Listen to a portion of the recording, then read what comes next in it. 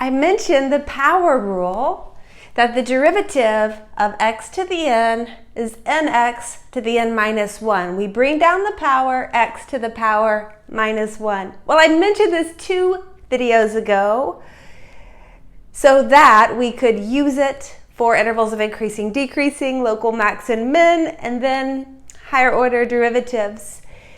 So today, the day which is technically power rule day, I'm going to start with some applications, and then we will do a little bit more involved calculations that use the power rule and other properties of the derivative. So here is the first one. We have a particle. It moves along a straight line with position given by t to the 4th minus 4t cubed minus 20t squared plus 20t. And this could be feet in t seconds. Maybe I will just say that. This is feet. And then for this would be seconds. Okay, just so we have some units. And then let me ask some questions. Part A. At what time is the velocity 20 feet per second? Okay, then we will have a B and a C. But here, the velocity, which I mentioned, is the derivative of position. So we differentiate, bring down the power, t to the power minus 1. And here, this is 4 times 3, which is 12, t squared minus 20 times 2 is 40t. And then we have plus 20. The derivative of t is 1. Now, well, I want the velocity equals 20. So for example, I can subtract 20 for both sides, and I will have 0 equals 4t cubed minus 12t squared, minus 40t. What can I factor out of all 3 of these? I can factor out 4t. So when I do, this becomes t squared. We have minus 3t, and then we have minus 10. And now we can try to factor. Let's see.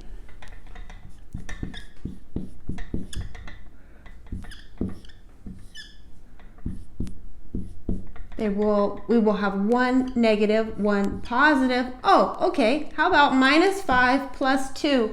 I needed 2 numbers that multiply to 10 and then, or multiply to minus 10 and then add to minus 3. And this seems to work. So if we just solve, this was all equal to 0. Maybe I will write that on the next step here.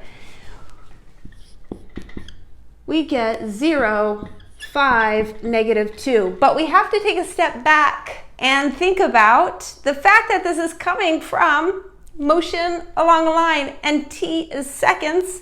T must be greater than or equal to 0. So I will throw out this solution, and then we just have 2 possibilities, 0 and 5 here. Okay? Now let's move on to part B. Part B asks, at what time is acceleration 0, and what does this signify? And I have recopied P of t, position, and V of t, velocity, that we already had or had calculated. Well, acceleration is, well, it's the derivative of velocity, but we also know, just connecting what we have discussed, or mentioned, I should say, in the last video, it's the second derivative of position. So here is velocity. I differentiate 12t squared minus 24t minus 40. And then the derivative of a constant, 0. Now what can I factor out of all of this? It looks like I can factor out a 4. Okay, 4 times 3t squared minus 6t minus 10. And, well, to address the problem. Specifically, we want the acceleration 0. So I want to set acceleration to 0 and find the time. Well, we can try to proceed like the last one, where we factor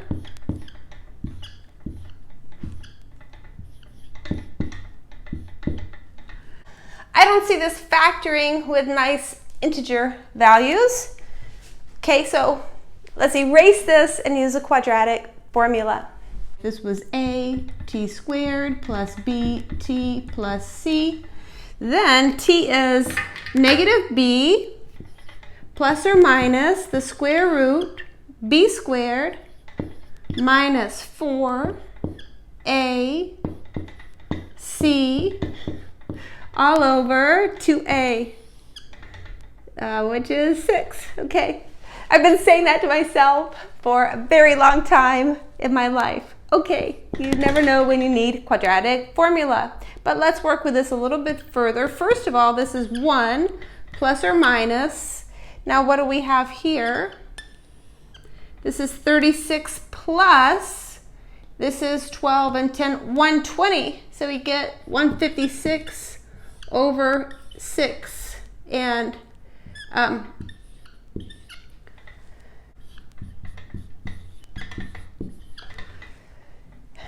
this is approximately 2.08, but just like in part A, we throw away the negative time, so we get the 3.08 is the time in which the acceleration is 0. Great. Well, what does this signify? This we have to think, and this goes back to, well, at least what I'm thinking about, local max, local min, things like this. If this is acceleration, this is the derivative of velocity. So this is a critical point for velocity because this is, the acceleration is its first derivative. So we can just test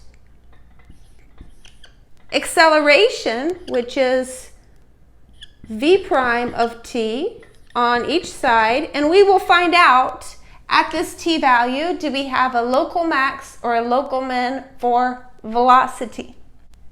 Since this isn't factored, let's just pick something that's easy to evaluate. So, oh, pardon me. On this side, I'm going to use 0. That's certainly in my domain. And then it's fairly easy to evaluate things at, say, 10. Okay, so let's evaluate the acceleration, which is here. So a of 0 is, we see, negative 40. We put a minus on this side. Okay, then a of 10 is, well, it's going to be 1200 minus 240 minus 40, which is certainly positive. So we have a plus. Okay? So with this being acceleration, my velocity is decreasing, horizontal tangent increasing. This is a sketch of v of t because acceleration is its derivative. And so we see, what does this signify? This corresponds to a local min for velocity.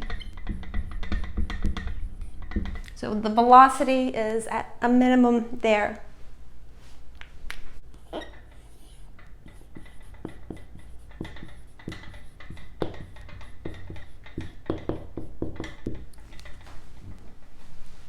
The final part of this problem, and is the shortest of parts A, B, and C, is just calculate the jerk. And I have kept P of t, V of t, and I added the acceleration A of t that we calculated. Well, the jerk is, well, it's the 1, 2, 3 third derivative of position. But since we have all of this, we can just differentiate acceleration. So it's the first derivative of acceleration, or you could also write second derivative of velocity, but this is the jerk. And I just differentiate this function. This is 24t squared minus 24. Oh, pardon me. 24t. Here, bring down the 2, 24. T to the 1, and then minus 24, derivative constant, 0. Okay, so this is the jerk, j of t. Now, I'm going to do one more of these, and it's only going to have one part, but it's quite fun.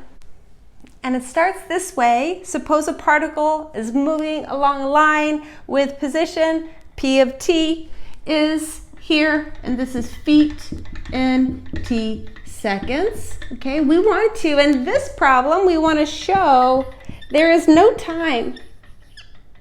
Or maybe show the velocity. I'll state it slightly differently. Show the velocity is never 4 feet per second.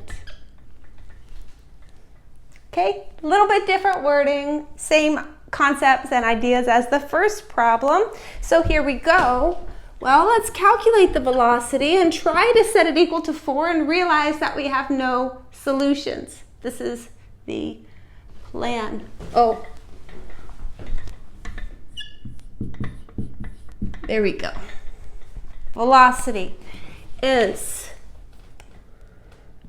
p prime of t, which is 6t squared plus 7 v of t equals 4, provided 4 is 6t squared plus 7, or we get 0 is 6t squared plus 3. This would mean t squared equals negative 1/2, and of course there are no solutions. Now I'd like to do some examples that will take a little bit of thought. And here is the first, but before I get into calculating the derivative, y prime, let's back up and think about some things with this function. First of all, what's the domain? Well, we cannot divide by 0. So the domain here, in words, it's everything except for 0, all real numbers except for 0, but we would write it this way in interval notation. Now, this is backup number 1. Backup number 2. Is this function continuous? The answer is yes.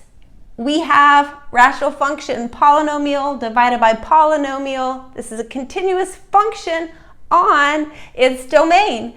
And that's what it means to be a continuous function. That is continuous on its domain. But of course, I'll put this in as a side comment, of course it's not continuous at 0, at x equals 0. The function is not even defined there, okay? But it is a continuous function, thinking about its domain. Very nice. Now, what is our strategy here? Because as I look at this, I don't see a power rule per se. I see some powers in the numerator, powers in the denominator, but what do we know in terms of the power rule? Okay, maybe I'll put another bullet of backing up. This is our backup side. We know differentiate, well, a constant times x to the n. The constant comes along, and then, as I have mentioned more than once, bring down the power x to the power minus 1. And we know we differentiate term by term. So if you see a sum of things of this form, you just differentiate the first, put a plus, differentiate the next one, etc. So my strategy here is to write this as a sum of terms of this form, coefficient times x to the n. Okay, so let's do this. Now, what I am doing, my initial steps, I have not started differentiating yet. This is still y. The first thing I'll do is break this into a sum.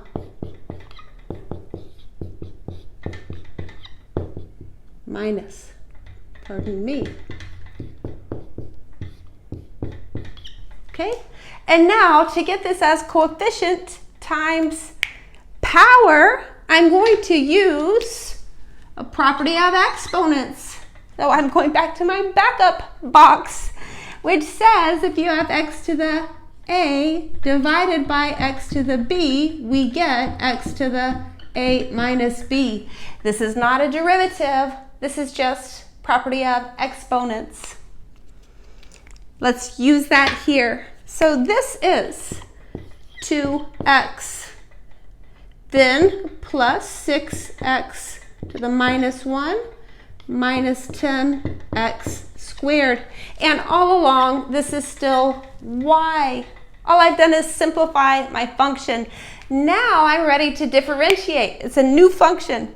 Okay, and make sure if you're working a problem like this, you don't just put equals all the way down and put equals here because it would, the derivative, well, in this case, it's not equal to the function. It's a new function. It's the derivative. So it should be clear when you have actually taken the step to differentiate, if that makes sense. And it's right here. This is y prime. So I have 2, and then I have, bring down the minus 1, x to the minus 2, then I have minus 20x. And this is a perfectly fine way to leave your answer. I'll just mention you could also write it this way. Either one is wonderful. I personally would probably leave it like this. Okay. Here's another example. Well, all I've changed was this. I left my backup box. But let's check. What's the domain of this function? Certainly 0 is not in the domain because you can't divide by 0, but there's more here. Look in the numerator. You can't take the square root of a negative. And so the domain in this problem is just this part. Open 0 to infinity. Okay, but then, yes, it's a continuous function on its domain. Well, it's certainly not continuous at 0. It's not defined there. It's also not continuous at negative numbers. It's fine. I'll leave the other ones just like they say. Now, let's write the numerator and the denominator as x to a power, and then I will use this fourth bullet. This is x to the 1/2. This cube root of x to the 4th power is x to the 4/3. So, and this is still my original function. This is x to the 1/2 minus 4/3. This is x to the, this would be 3/6 minus 8/6. This is negative 5/6. Now I'm ready to differentiate. My coefficient is 1, but I see exactly x to a power. So y prime is negative 5/6 x to the, and then it's power minus 1. When you subtract 1 from this power, we get negative 11/6. Oh, so here is y prime in this example. Here's a great example. We want to use the power rule. Well, use the power rule maybe after some initial algebra steps, if possible, to calculate the derivative.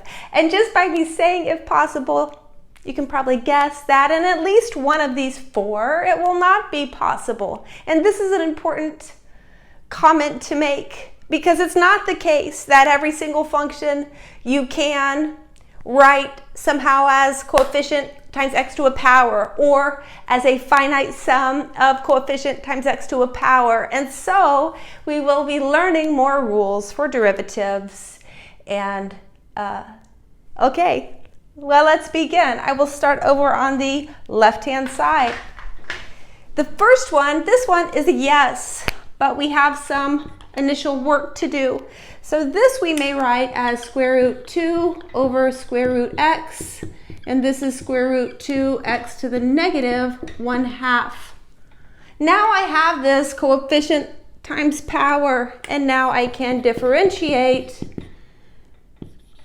We bring down the power, x to the power minus 1, and this is negative square root 2 over 2, x to the minus 3 over 2.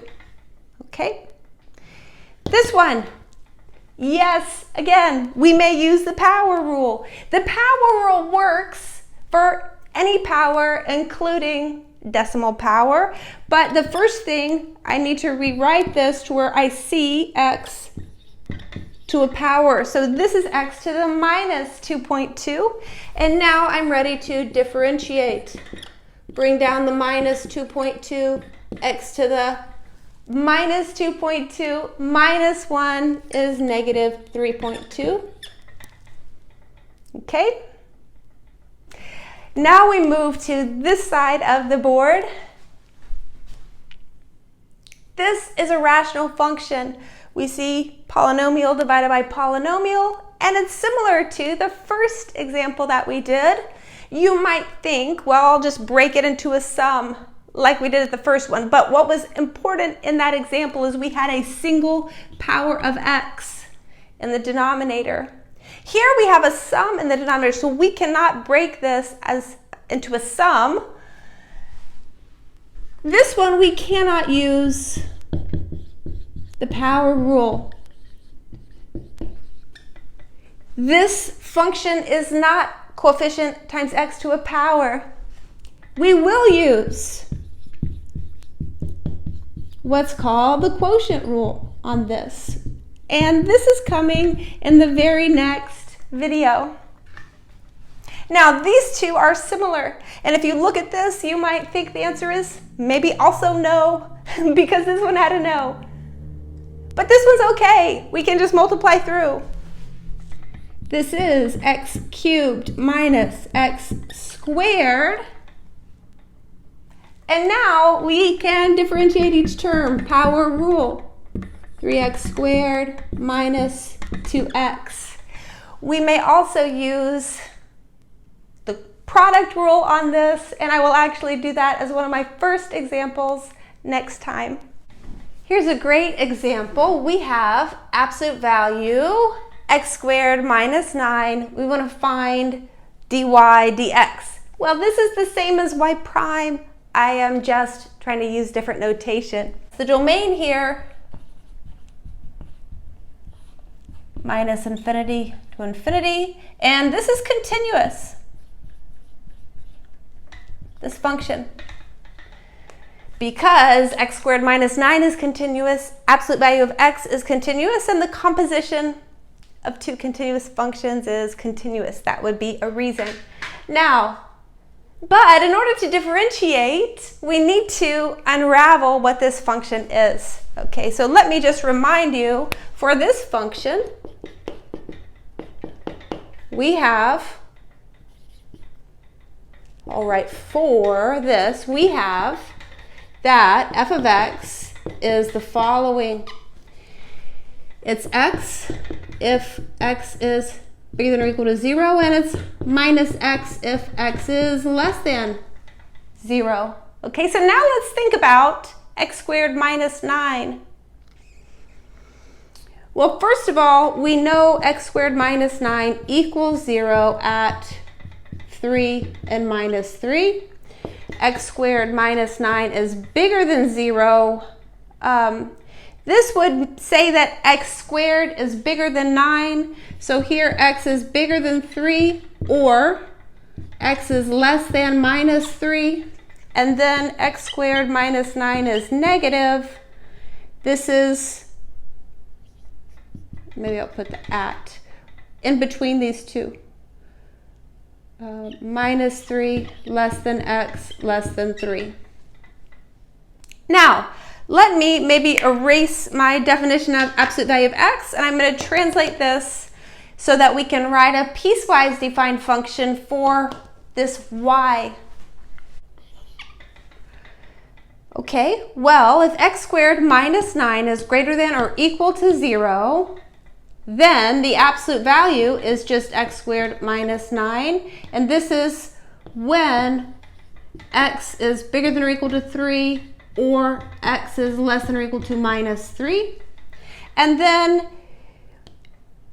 in this interval,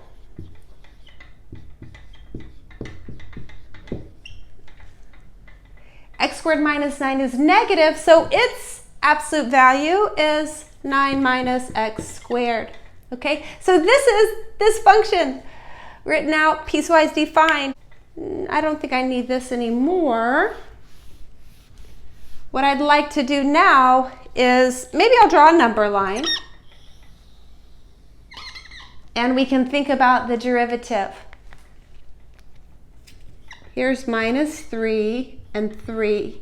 And I'm going to put little open circle, open circle. So if you're in this open interval, okay, you're standing here in the open interval, we know exactly what the function looks like on this open interval.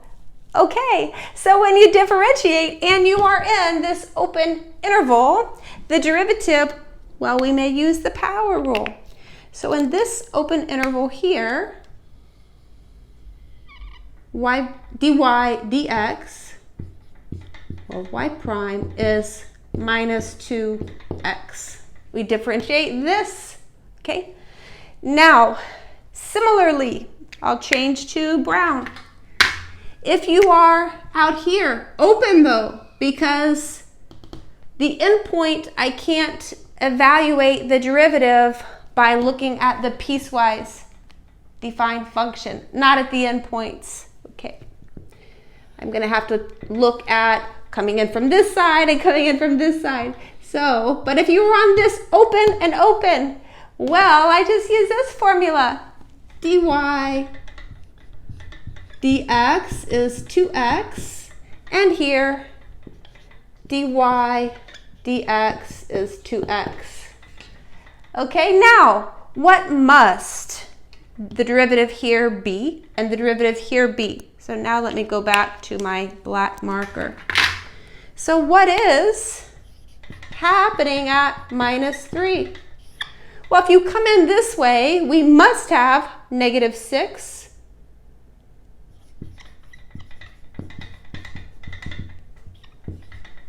If we come in the other way, we must have positive 6.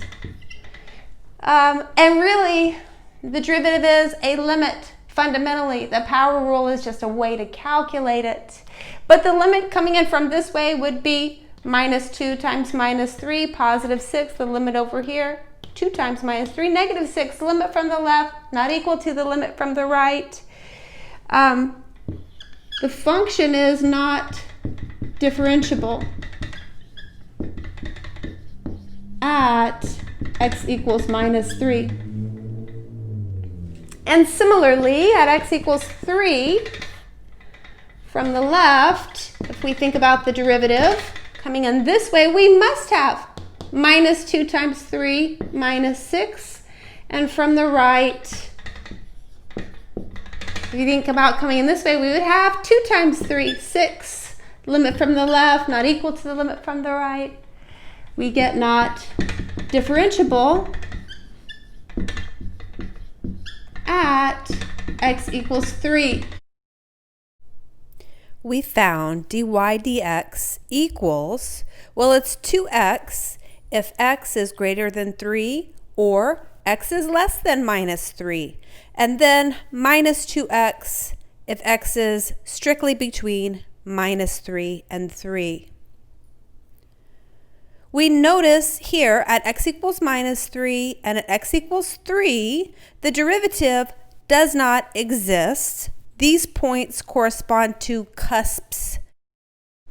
Here's our last example of this type where we have a little bit more involved derivative, and what makes this involved is we don't see that many numbers. We see z equals, then we have m and y. But by writing this, we want to find dz dy.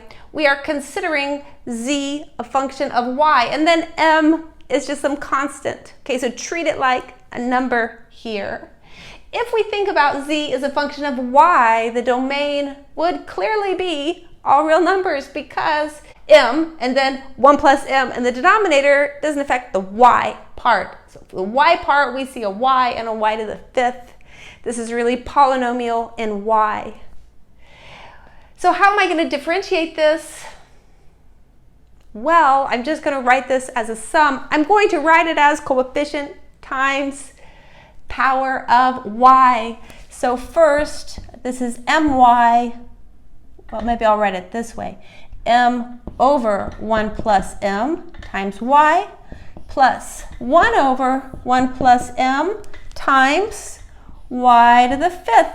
Now you see much more clearly it's polynomial in y, number, number, and then we have two integer powers of y. So here, dz, maybe I'll do a new line, dz dy equals, well, the derivative of y with respect to y is 1.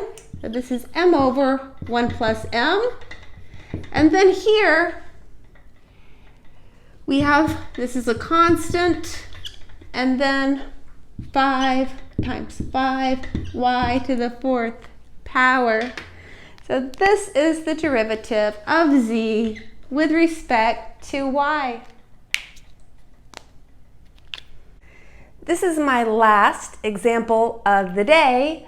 It's a little bit different than ones we have done, and I will say this is one of the textbook exercises in this section. We want to use the intermediate value theorem to show this function h of x, which is 5/4 x cubed minus x squared minus 2x minus 9, has a critical point on the open interval between -1 and 1.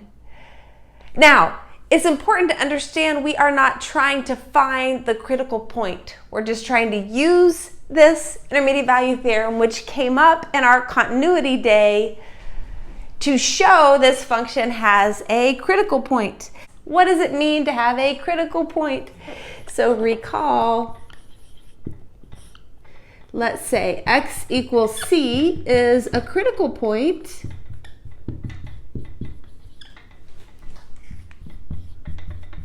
for h of x, provided, well, either h prime of c is 0 or h prime of c does not exist. Now let's look at our function. H of x is a polynomial. When we take the derivative, we will have a polynomial. And so this part where h prime of c does not exist, this is not going to really come into play here. So we want to guarantee that there is some c in the open interval -1 to 1 such that h prime of c equals 0. Okay, what do we want here? Well, we will use the intermediate value theorem on the derivative h prime of x, which is, well, now let's differentiate using the power rule.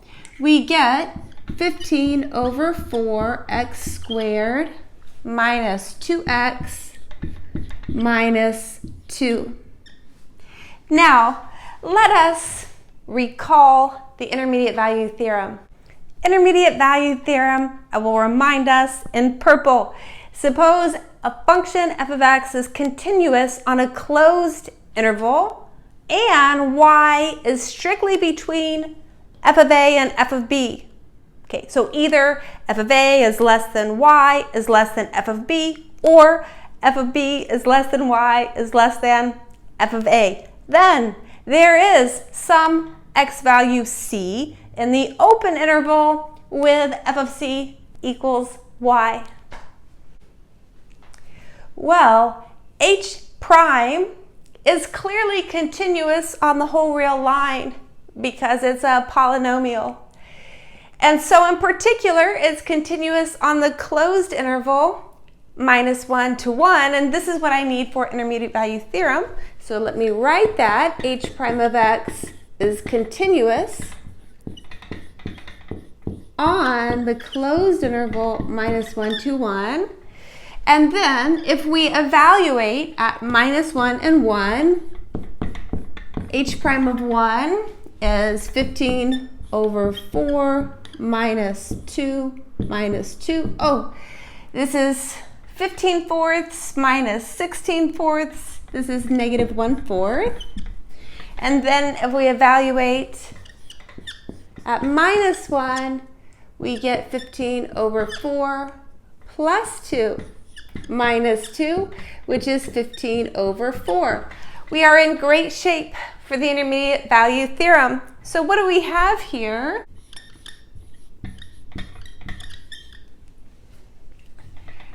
H prime of 1 is less than 0, which is less than h prime of minus 1.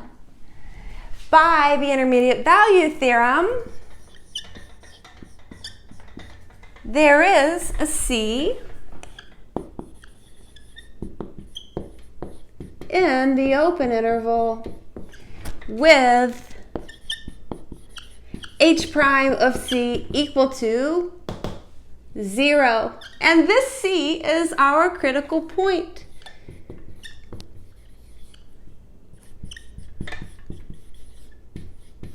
Or maybe I should say a critical point. I will say it that way.